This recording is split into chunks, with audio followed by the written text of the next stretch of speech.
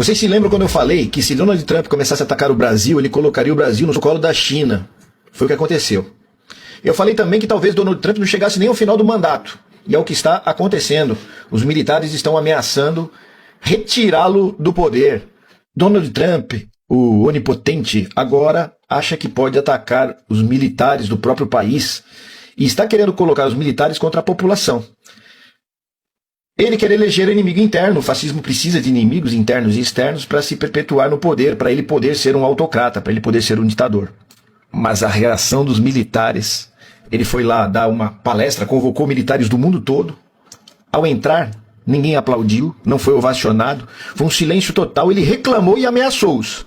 E agora os militares já começam a dizer que ele tem problemas mentais e que ele não pode estar à frente da presidência, e já estão ameaçando derrubá-lo. Vou mostrar primeiramente uma entrevista da MSNBC, que é a segunda mais popular dos Estados Unidos, e o que o apresentador fala do Donald Trump, nossa, humilhante. Ele pisoteia, ele humilha, ele destrói o fascista. Vale a pena ver. Os Estados Unidos da América estão enfrentando uma emergência nesta noite. E não é a emergência do relógio chegando à meia-noite sem o financiamento legislado para o governo americano. Já vimos esse relógio chegar à meia-noite antes em noites como esta. A emergência que os Estados Unidos da América enfrentam nesta noite é uma emergência que os próprios Estados Unidos criaram para o mundo. E essa emergência é que o presidente dos Estados Unidos, em sua aparição pública hoje, provou que é mentalmente incapaz e emocionalmente incapaz de cumprir seus deveres constitucionais como presidente dos Estados Unidos. Em outras palavras, não há presidente dos Estados Unidos como conhecíamos. Não há inteligência funcional, nenhum mecanismo de julgamento funcional na mente do atual detentor do título de presidente dos Estados Unidos. E essa pessoa também é a detentora dos códigos nucleares que poderiam destruir o planeta em segundos. Ele é, para o horror dos oficiais comandantes das Forças Armadas Americanas que o ouviram hoje, o comandante em chefe do exército mais poderoso da história do mundo. Grande parte da mídia cometeu o erro de acreditar que todos os generais e almirantes comandantes americanos estavam sendo convocados para Quantico, Virgínia, para ouvir. Para o homem pequeno de pouca experiência que atualmente é o secretário de defesa, essa era obviamente uma razão fraudulenta para exigir que todos os generais e almirantes voassem de todas as partes do mundo, deixando seus postos de comando para ouvir um discurso. Era obviamente sempre apenas uma encenação para que Donald Trump fizesse um discurso inflamado para aquela plateia, que acabou sendo um fluxo de consciência insano, repleto de alucinações, e um fluxo interminável de mentiras patológicas. Um grupo de oficiais que conquistaram seus cargos de maneiras que Donald Trump jamais conseguiria, teve que sentar ali e ouvir um palhaço que estava diante deles, com o que parece ser uma mistura caseira de maquiagem laranja espalhada por todo o rosto, porque ele acha que isso o faz parecer melhor. E acho que talvez devêssemos aceitar o julgamento de Donald Trump sobre essa única coisa. Que a maquiagem laranja de louco que ele passa em si mesmo o faz parecer melhor. Talvez faça mesmo. Nós não sabemos. Talvez a aparência real da cor da pele de seus 79 anos seja muito pior do que a mistura de palhaço laranja que ele escolhe, mas nós não sabemos. Ou talvez a porcaria laranja no rosto dele seja mais uma prova de que esse homem não tem capacidade de julgar nada, incluindo a própria aparência, quanto mais armas nucleares. O que ele estava pensando nos bastidores, quando seu secretário de defesa, que teve que prometer parar de beber para ser confirmado pelo Senado, insultou todos os comandantes na sala com esse tipo de idiotice. É completamente inaceitável ver generais e almirantes gordos, nos corredores do Pentágono e liderando comandos pelo país e pelo mundo. É uma aparência ruim. É ruim e não é quem somos. Certo, Pete? E os presidentes gordos? Que tal um presidente que foi gordo todos os dias de sua carreira política? Isso é uma aparência ruim? Todos esses generais conseguem abotoar seus uniformes. Todos esses almirantes podem, cada um deles. Então temos o secretário de defesa, que pode ou não estar lidando com seu suposto problema com bebida, dizendo a todos os oficiais comandantes que é melhor que eles nunca pareçam tão ruins quanto Donald Trump, que não consegue nem se abotoar. Seu paletó. Houve um certo suspense na sala hoje quando Donald Trump estava fazendo seu discurso.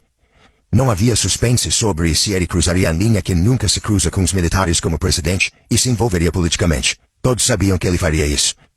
Todos sabiam que ele não sabia que havia uma fila. Todos sabiam que ele iria desperdiçar o tempo dos almirantes e generais, contando a eles sobre quantos estados indecisos ele havia conquistado, e é claro que ele fez. O suspense na sala era-se o homem de 79 anos muito cansado, quase sonolento, que estava ao microfone, conseguiria chegar ao fim daquele discurso de 1h11. E houve momentos no meio de uma frase, em que parecia que ele poderia simplesmente desabar ali mesmo, talvez nem terminasse aquela frase. E o que ele parecia estar mostrando aos generais e ao mundo é que talvez ele não tenha força física para aguentar os 3 anos, 3 meses e 20 dias restantes de sua presidência. É isso que tem dado ao JD Vance esse ânimo todo ultimamente. É por isso que a vice-presidente parece tão feliz esses dias. Donald Trump nunca pareceu tão fisicamente fraco ou exausto como ele parecia hoje. Mais fraco em todos os sentidos da palavra, fisicamente e mentalmente. Porque Donald Trump é ineducável, ele ainda não entende porque entrou hoje em uma sala cheia de comandantes militares e foi recebido com silêncio.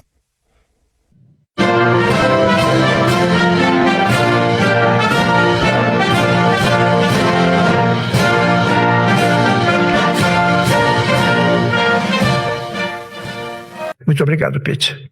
Você também está fazendo um ótimo trabalho. Trabalho fantástico. Nunca entrei em uma sala tão silenciosa antes. Isso é muito... Não riam. Vocês não podem fazer isso. Sabe de uma coisa? Aproveitem e divirtam-se. E se quiserem aplaudir, aplaudam. E se quiserem fazer qualquer coisa, podem fazer o que quiserem. E se não gostarem do que digo, podem sair da sala. Claro, lá se vai sua patente, seu futuro. Mas vocês só precisam ficar tranquilos e relaxados, ok? Porque estamos todos no mesmo time. E me disseram que, o Senhor não vai ouvir um murmúrio na sala. Eu disse, precisamos deixar esses caras mais à vontade. Então é só se divertir. Ele não conseguiu deixá-los à vontade. Eles não se divertiram. Eles não aplaudiram. Aplaudiram educadamente só no final. Donald Trump mentiu repetidamente para os comandantes e eles sabiam disso. Ele disse a eles que a Ucrânia é a pior guerra desde a Segunda Guerra Mundial. Todos que estavam sentados naquela sala sabem que a guerra que Donald Trump evitou ao conseguir um atestado médico, a guerra do Vietnã, que no Vietnã é corretamente chamada de Guerra Americana, matou mais de 4 milhões de pessoas no que era então o Vietnã do Sul e o Vietnã do Norte. E à medida que os Estados Unidos expandiram a guerra para o Camboja e o Laos, a guerra através dessas fronteiras foi muito pior do que o que você está vendo na Ucrânia. E ele insultou os comandantes com suas mentiras sobre a guerra. Ele disse a eles que Portland, Oregon, abre aspas, parece uma zona de guerra. Dito por alguém que não faz ideia de como é uma zona de guerra. Todos em sua plateia sabem como é uma zona de guerra. Todos em sua plateia hoje sabiam que Donald Trump estava mentindo. Donald Trump estava contando um tipo de mentira que deveria preocupar seus médicos e sua família. Quando disse que Portland parece uma zona de guerra, ele alucinou diálogos que nunca aconteceram. E as células cerebrais de seus 79 anos não conseguiam encontrar palavras que estavam ali, bem ao alcance, mas fora do seu alcance, como neste caso.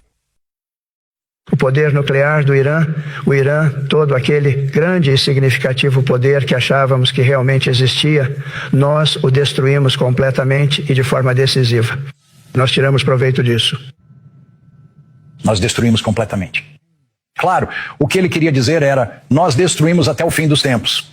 Essa é a expressão com a qual ele cresceu. Essa é a expressão que ele conheceu durante a maior parte da vida. Mas essa combinação de palavras agora está perdida para seu cérebro debilitado. E também existe a possibilidade de que seu cérebro, falhando, ache que ele realmente disse até o fim dos tempos, quando na verdade só disse fim. Porque é assim que a falha cerebral funciona. E um homem de 79 anos, visivelmente doente, lutando e falhando para fazer sentido de qualquer coisa. Generais voaram através dos oceanos, almirantes cruzaram o mundo para vir e ouvir a pessoa mais ridícula que já esteve diante deles para discutir sobre descer escadas. Não fomos respeitados por Biden. Eles o viam caindo escada abaixo todos os dias. Todo dia o cara cai escada abaixo. Ele disse, não é nosso presidente. Não podemos tê-lo. Sou muito cuidadoso. Sabe, quando eu desço as escadas como se estivesse em uma escada, como essas escadas, eu caminho muito devagar. Ninguém precisa bater recorde.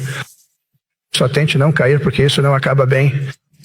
Alguns dos nossos presidentes já caíram e isso acabou fazendo parte do legado deles. Nós não queremos isso. Você anda com calma e tranquilidade. Você não precisa bater nenhum recorde. Fique tranquilo. Fique tranquilo ao descer, mas não desça pulando os degraus. Então, uma coisa sobre o Obama.